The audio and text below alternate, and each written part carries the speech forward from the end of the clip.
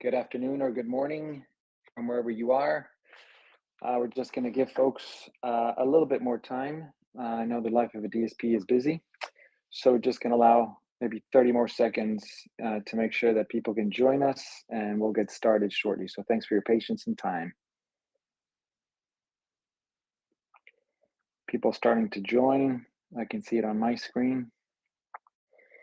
So slowly and surely, people are logging in. Welcome, welcome, everybody.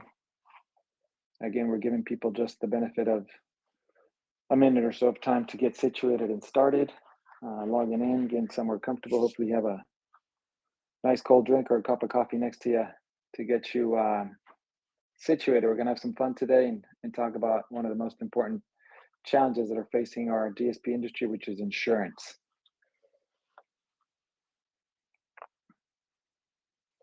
All right.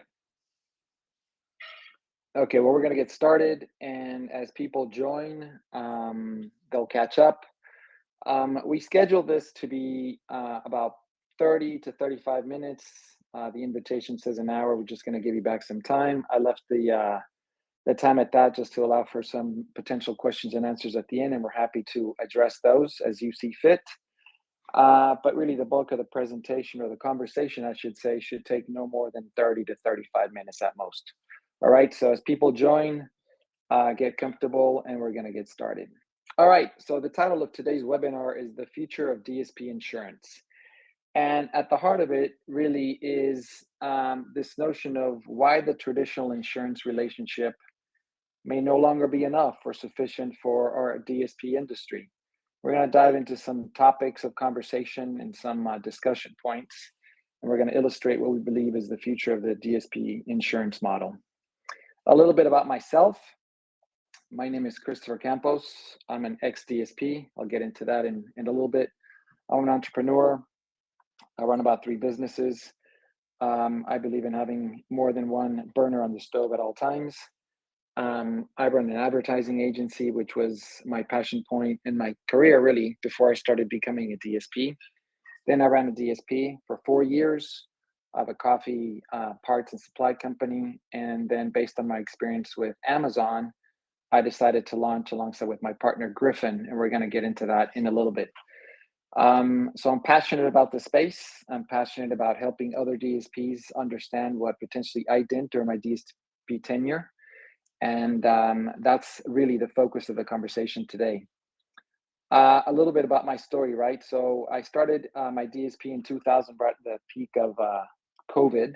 Actually, the reason I started my DSP is because my advertising business went completely dark. All my clients kind of shut down and there was no income coming in. So I decided to join the DSP Amazon program and was lucky enough to get accepted. So I ran that from 2000 to 2004 in a town called New Windsor, New York, which is about 60 miles north of New York City. My entire focus was in attaining Fantastic Plus, as is probably the case with everybody on this call. The profit margins are so slim that if you don't achieve Fantastic Plus, then you're really just kind of working for pennies, right? Literally and figuratively. I prided myself and my team in being like a top safety performer. Every time that we had business review meetings, we were at the top of the network, even below some of the standards, the safety standards, as Amazon called them. But what I didn't know, I didn't know. And before I knew it, when my renewals were starting to hit, I was just priced out of the market and I had to make a tough business decision. And I voluntarily exited the program in 2004. So at this point, I have a question here from Michael. Yes, no worries. We'll figure something out. I have a poll that I'd like to add, and you can just click. I think it's going to pop up on your screen. I voluntarily exited the program in 2004 because of high insurance costs. So I'd just like to take a poll right now. Do you know a DSP, a friend, or somebody in your station, somebody at another station that had to close because of insurance? So as those questions come up, as those answers come up to the questions, then I'll reply back to that. So yeah, I had to shut down because of insurance costs. So today's conversation really is why the DSP insurance marketplace is changing, what insurance actually does, and this might sound like very elementary, but at least from a DSP standpoint, I realized a lot of things after the fact. What's missing for most insurance relationships today, where we believe the market is heading, and what you can do about it. Um, so the problem, let's talk about the problem, and then we'll potentially talk about the solution. Hold on. We believe the problem is that the market is becoming less and less forgiving, right? There's higher premiums across the board. There's greater scrutiny. DSPs are kind of like being combed through before they can get a renewal quote. There's reduced carrier appetite. There's very limited markets, especially in some states like New York and California. I was in the state of New York, and the market got reduced really, really rapidly. I didn't have a lot of options, even though I must have reached out to at least 30 brokers at my time trying to get my solution, but there was not enough to support New York. And as our safety stories get submitted to the carriers, there's less margin for error, right? Whether it's frequency or severity of losses, the carriers are becoming more and more scrutinous about our DSP behavior. Most DSPs, and I'm going to talk especially about myself, think we have an insurance problem. And why do we say that? It's because when renewal comes, our renewals go up. But most of us don't really have an insurance problem. We have a risk management problem. And risk is a word that is seldom used in the DSP space. Safety is a word that is highly used in the DSP space, but risk is really where it's at. And one way to illustrate it is renewals are a lagging indicator, right? So in this slide, we put kind of fourth quarter as a renewal date. And so you're tracking January through March, through June, through September. And you see that claims and injuries and turnover and driver behavior, and then you have some training gaps that are constant throughout the year. Some DSPs are very good at addressing these head on, and some, and again, I'm going to speak for myself, we did, but perhaps didn't put the attention to detail that it required. And because of that, then renewal isn't really what creates the risk, right?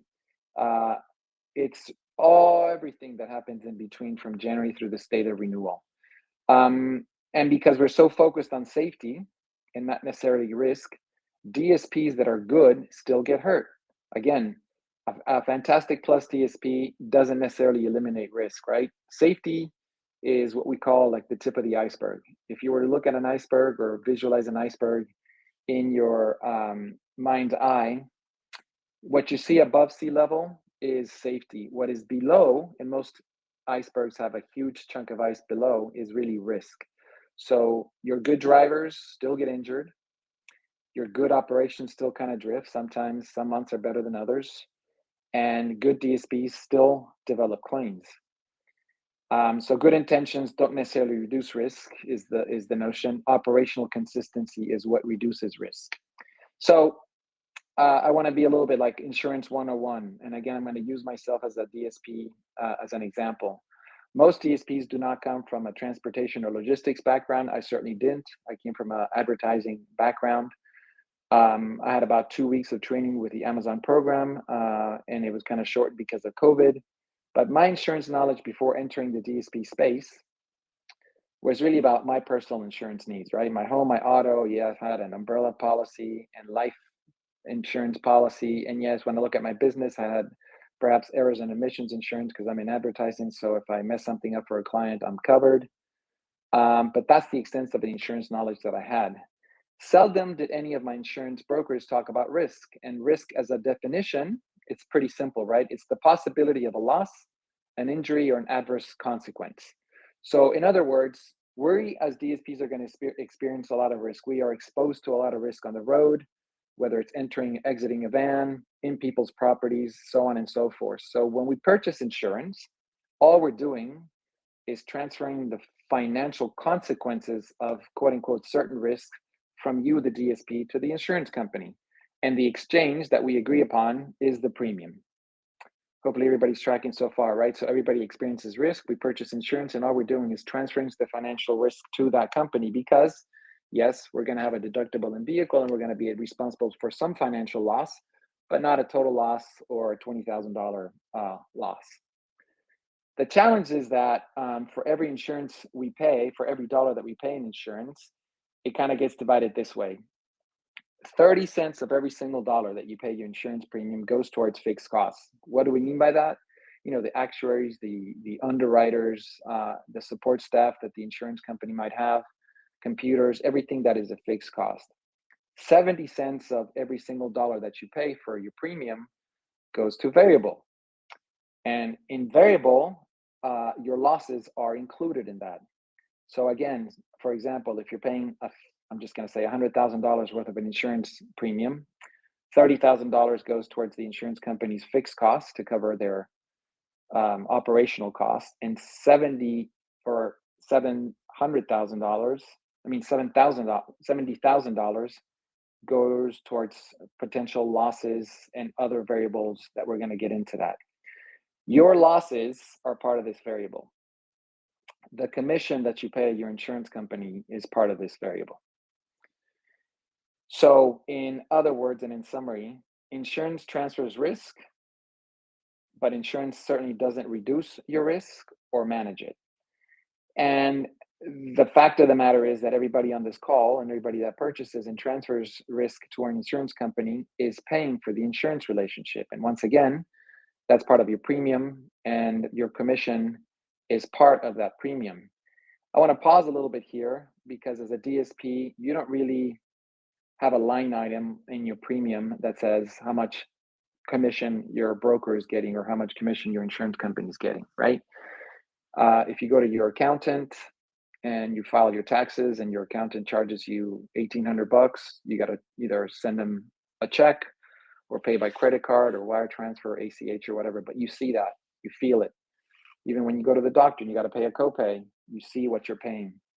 For every single service that we have as a DSP, we see the line item, what we're paying. In insurance, we do not. I don't want to say it's a hidden cost, but it's an industry standard that insurance commissions are part of the premium. And because we don't see it, we don't feel it.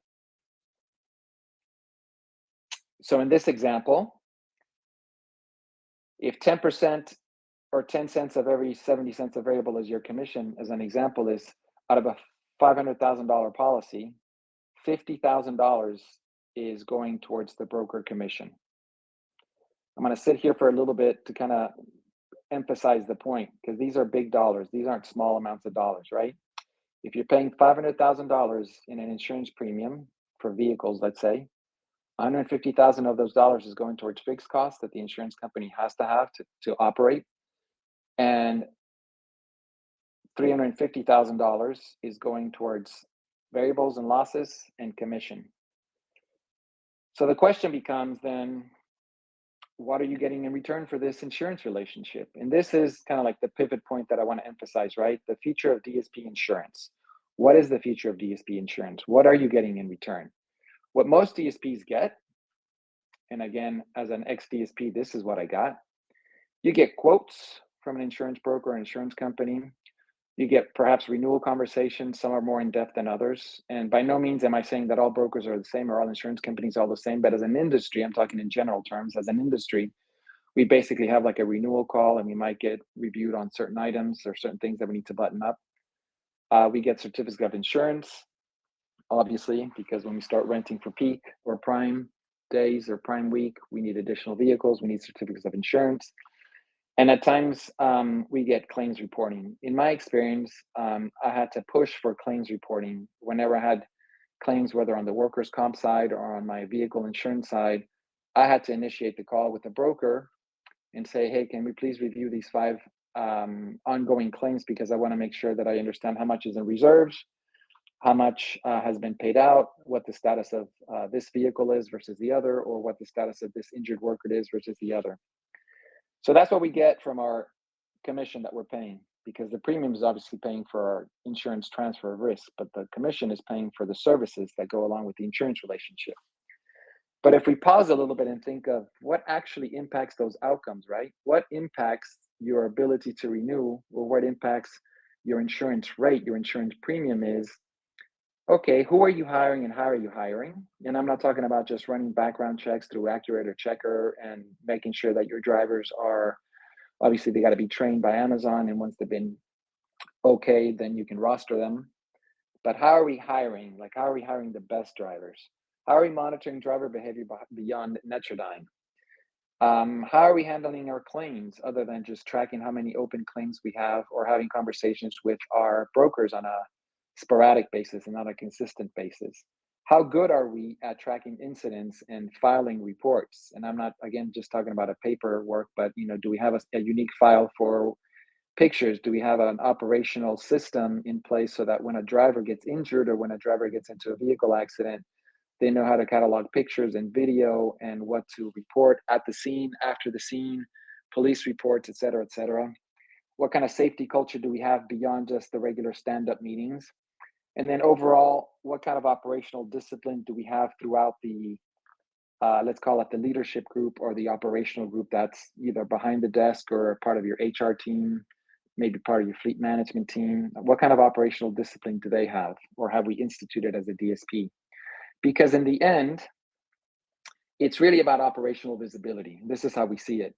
In order for a DSP to have favorable renewals and favorable outcomes, the DSP must have operational visibility. And these are just examples. Obviously, it could go deeper or shallower than this, depending on your operation and how you obviously operate. So again, hiring. What do you do at hiring stage? Stage 1, stage 2, stage 3.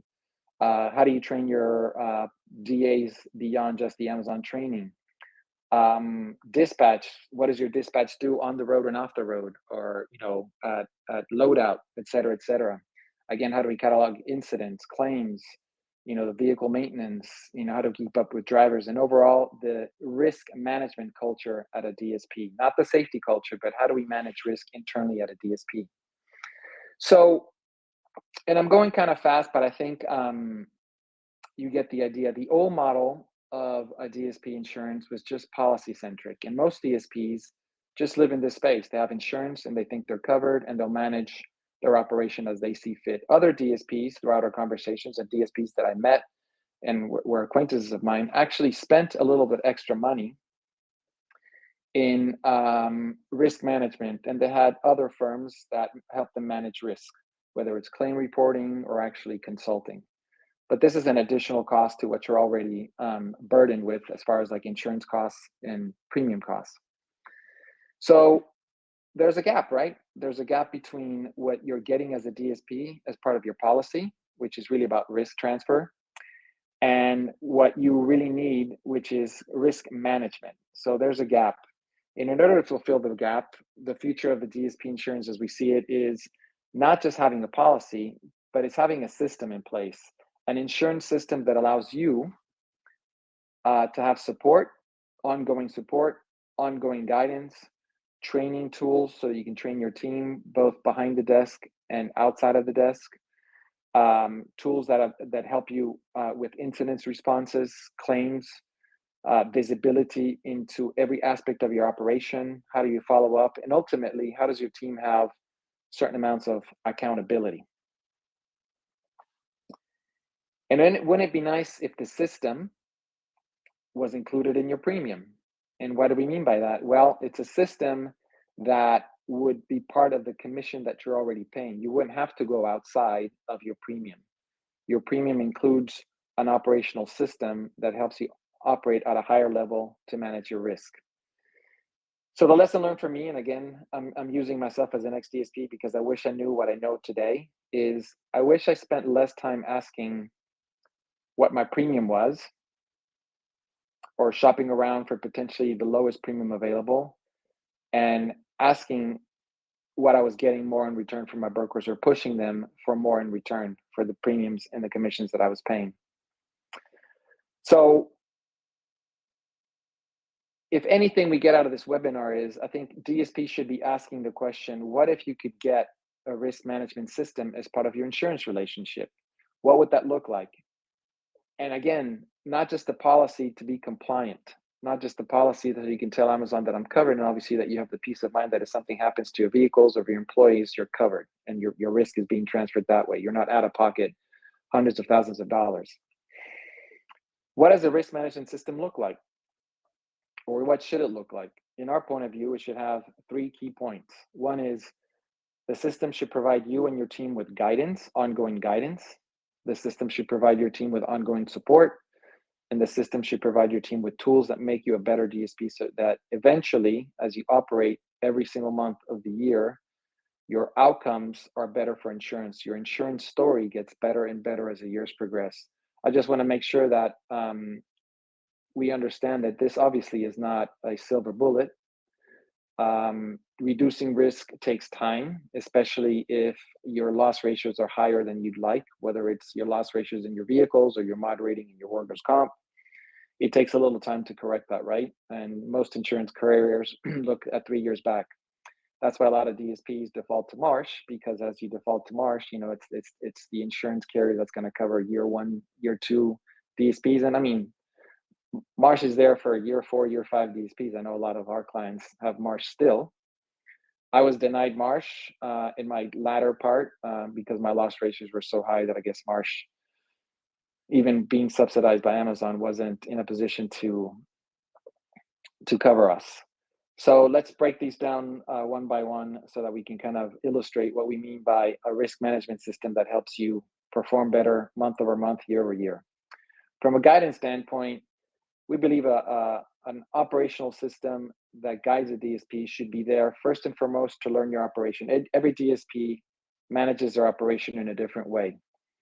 So as part of your insurance relationship, your insurance company or your broker or the team behind the risk management aspect of it should learn your operation, work with whomever your point lead person is and diagnose the patterns that they believe are going to be contributors to increased risk and losses, design a personalized plan, help you deploy it internally, and eventually, at least for the first 4 months, provide you with guided support so that you're not flying alone. There's somebody holding your hand.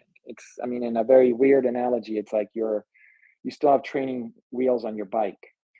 After the guidance stage, then there should be some sort of support stage, and that's ongoing, right? And helping you understand where your trends are going with quarterly operational reviews.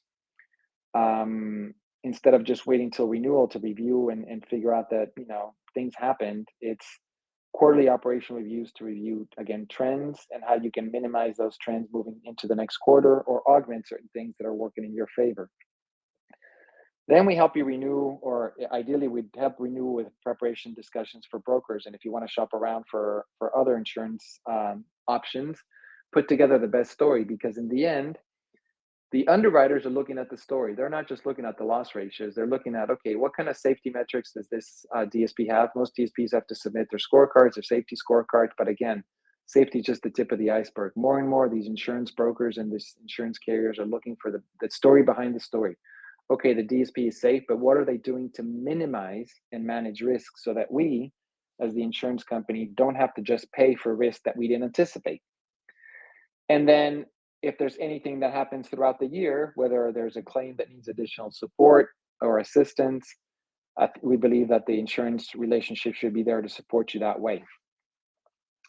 And finally, moving beyond, hands-on support, what are the tools that should be provided? We know Amazon now provides with video training tools, which is amazing. They weren't part of it when I was a DSP.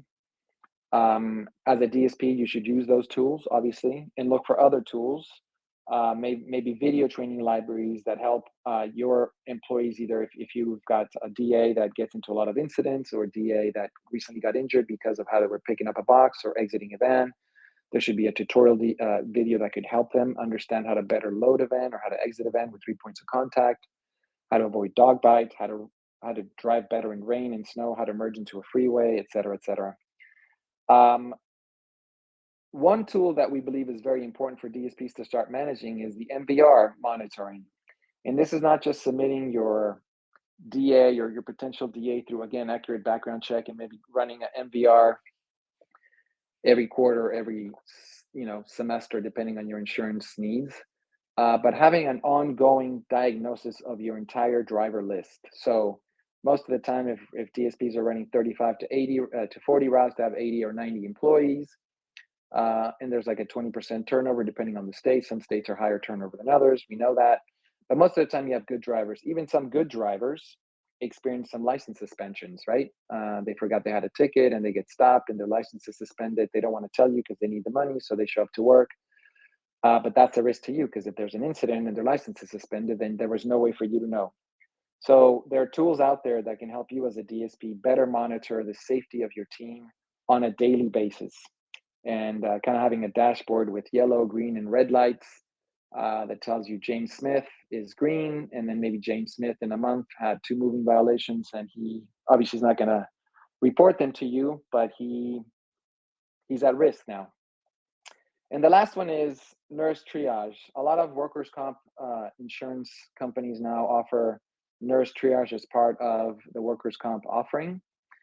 Nurse triage is amazing, especially when nurse triage helps diagnose and monitor the DA's progress. There's different levels of nurse triage, but I didn't use nurse triage. I wish I did.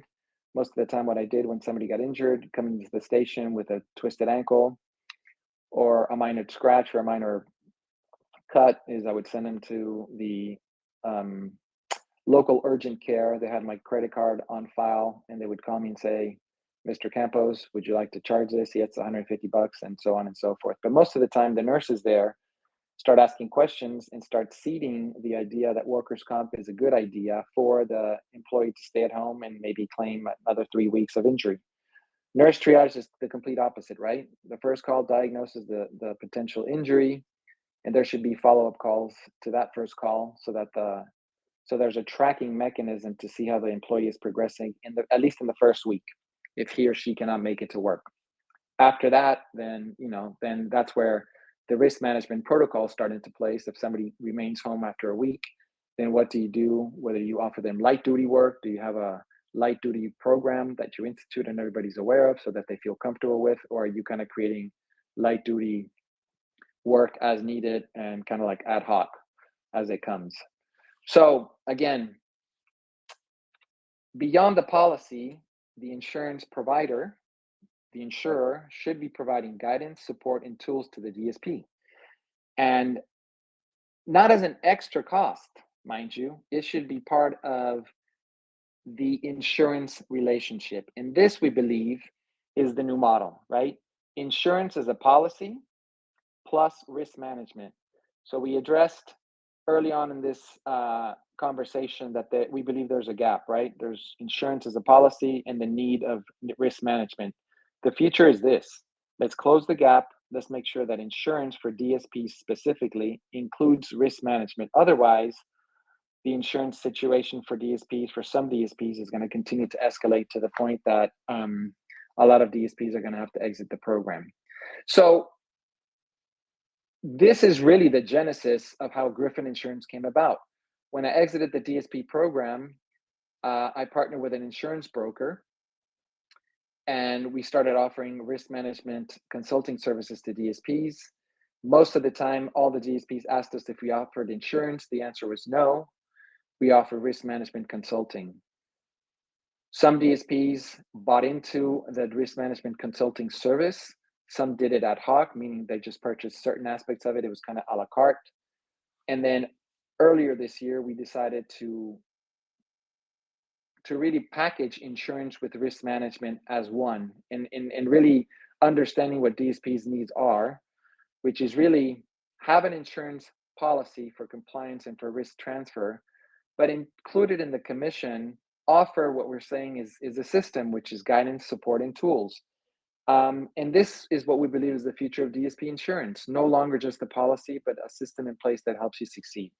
Now, as a closing thought, and I said it was going to be about 30, 35 minutes, and we're right at the 30-minute marker, is regardless of what you're doing today, you're a DSP and you operate and you need insurance, you pay a premium, you pay a commission that's part of the premium, and you need to ask yourself the question, what are you getting in return?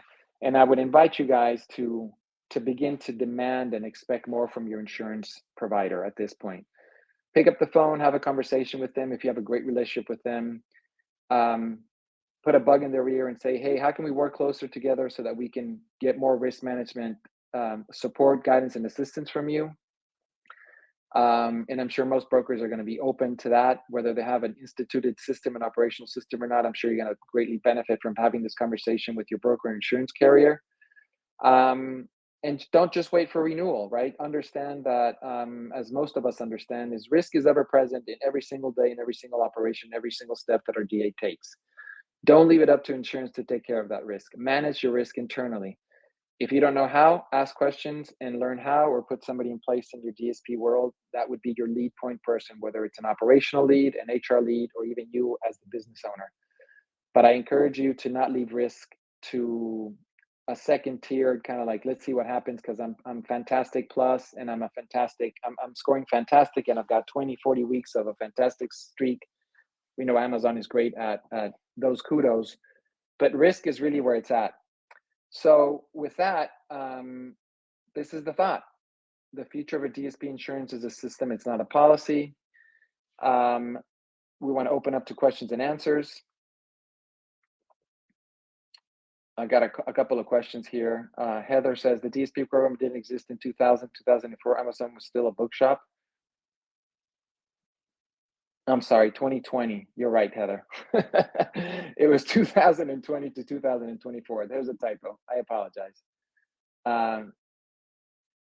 No, this presentation is not joining a captive. This is just really a thought leadership presentation, because we believe a lot of DSPs are just purchasing insurance because it's a requirement and it's compliance. If you take anything away from this presentation is ask more of your broker. If you're interested in finding out more about where we are or what we do, this is my email. I'm happy to just have conversations with people. We had over 20 to 30 conversations in the last 2 weeks and just pointing people in the right direction. This is not about selling insurance. This is really about how can we help you better improve your insurance relationship. If we're lucky enough to earn your business and have insurance and we can quote your insurance and the quote is favorable to you, then risk management is part of that quote and insurance relationship. If we're not, we're not. But really, this is really about thought leadership and pushing the envelope a little bit more and kind of flipping the industry on its head because nobody talks about this. It's kind of like the elephant in the room. You pay a premium and you pay a commission, but okay, what am I getting of that commission? So let's open it up for, okay, Michael, are we an insurance agency? Yes, we are. We're an insurance agency. We're Griffin Insurance. We write vehicle insurance in certain states. In certain states, we do not, but we have partners that do. But whether we write it or somebody else writes it, the risk management piece would be included because it's part of your commission. Yes, we do offer risk management services on the side. If you are happy with your broker and you just want risk management services, we can figure that out a la carte. But the new model really is about brokerage insurance relationship with risk management included. Does anybody else have any questions? Feel free to type them up. Michael Simon, he left the webinar, but everybody's going to get a copy of this webinar through a link, and you can revisit it at any time. Do we write in Texas? Yes, we do.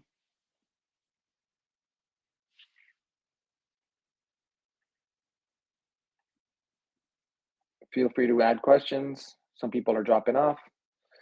So we have some attendees left. Again, you'll get a copy of this via a follow-up email. And if nobody else has questions, we want to thank you for your time. Thank you for attending.